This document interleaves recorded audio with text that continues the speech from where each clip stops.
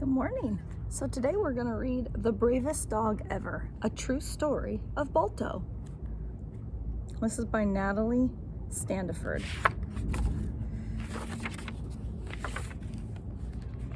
This is a true story. It's about a very brave dog. His name was Balto.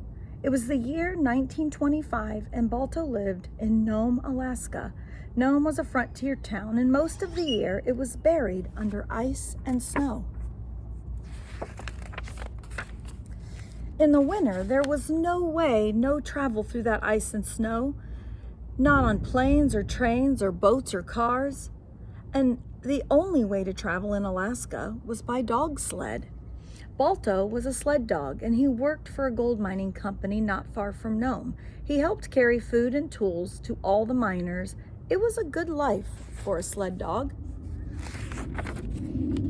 Balto's driver was named Gunner, and Gunner made Balto his lead dog, the lead dog that runs in front of the team.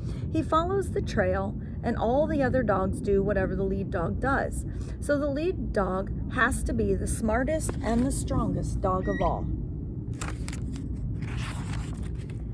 One cold winter day, a terrible thing happened in Nome. 2 children got very sick. Their parents called the doctor, and he was the only doctor in the whole town. And when the doctor saw the children, he was very worried. The children had a terrible sickness, and it was called diphtheria. The doctor did not have the medicine that he needed. Without the medicine, the children would die, and without the medicine, many other people in Nome would get diphtheria and die too. And the doctor knew that he had to get medicine fast.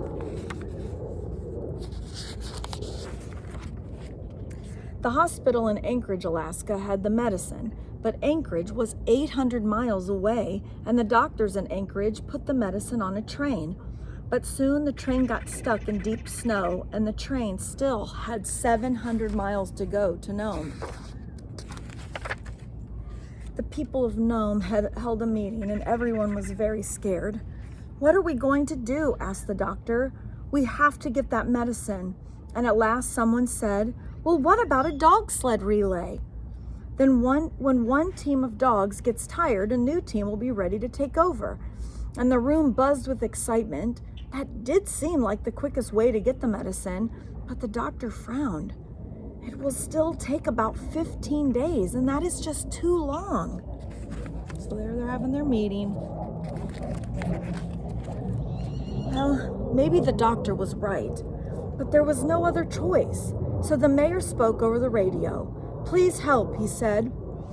"We need the best drivers and dogs to help save our town." Gunner heard the mayor on the radio, and Gunner knew that he had the best dog team and the best lead dog. Balto would come to the rescue.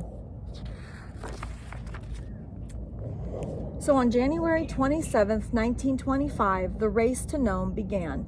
21 dog teams were in the relay, and each team waited at a different stop. So here's the map so you can kind of see the stops that they had along the way. The first driver took the medicine from the train, and he wrapped it in fur to keep it from freezing when he drove his dogs as fast as he could to the second stop. He made his run in good time, but soon the wind began to blow hard and the air grew colder. A blizzard was coming. It was one of the worst storms ever, but still, the race went on. Somehow, each dog made it to the next stop.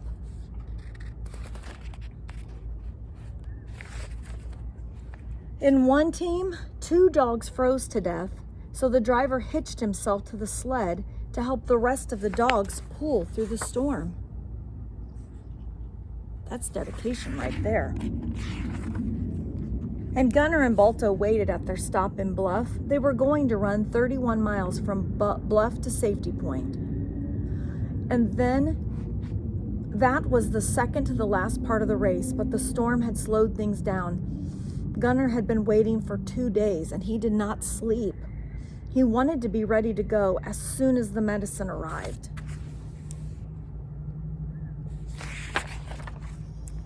At last, Gunner heard the dogs barking. The medicine was here. So he put it on the sled with a small stove and little food, and then he hitched up his dogs, and Balto stood proudly at the lead.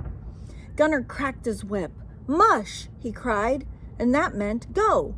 And the team ran out into the snowy night. At first, the team made good time, but soon snowdrifts blocked their trail, and the dogs sank to their necks in snow. They could not move, and some began to panic, but not Balto. He stayed calm, and that helped the other dogs while Gunnar dug them out of the snow. At last, the team was on its way again. So there you can see the dogs in the deep snow. It's a lot of snow. Then the team crossed a frozen river. The dogs and the sled slipped and skidded on the ice. Oh no! Over went the sled, and Gunnar got it up again, but the medicine was gone. Wildly, Gunnar dug for the medicine. He could not see through the heavy snow, but at last he felt the package, and he was able to put it back on the sled. So there you can see the sled tipping, and here he's hunting for the medicine.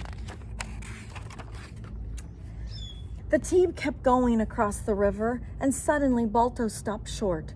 "Mush, Balto!" shouted Gunnar, but Balto did not move. Then Gunnar saw why. The ice was cracking. If the team fell into the river, they would all drown. So Balto's a very smart dog. Balto had stopped just in time. "Smart dog," Gunnar told him. And then he saw that Balto's feet were wet. If they froze, Balto would never be able to walk again. So quickly, Gunnar unhitched Balto from the sled.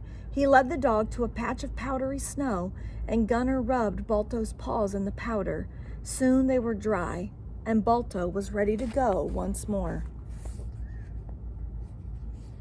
Gunnar and Balto make a really good team. Balto led the team around the cracking ice. At last they reached solid land again. Were they still on the trail? Gunnar had no idea at this point. The snow blew so hard, and Gunnar could see his own hand that Gunnar could not see his own hands. But Balto had run this trail many times before, so now it would be totally up to him.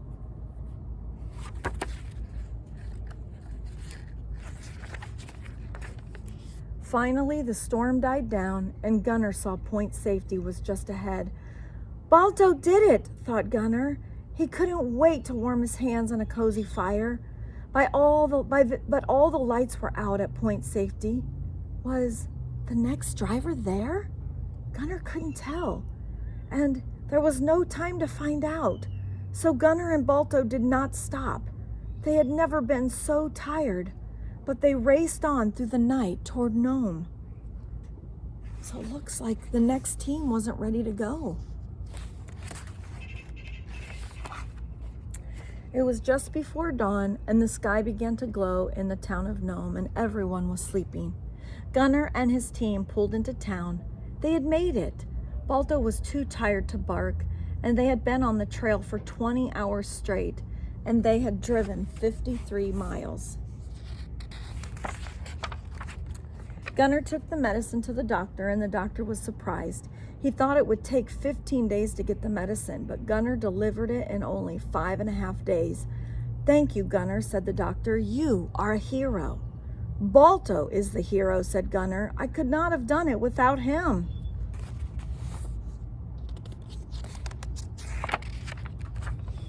The doctor went right to work and gave the medicine to all the sick people, and in a few days they would all be well, and the town of Nome was saved. All over America, people cheered for Balto.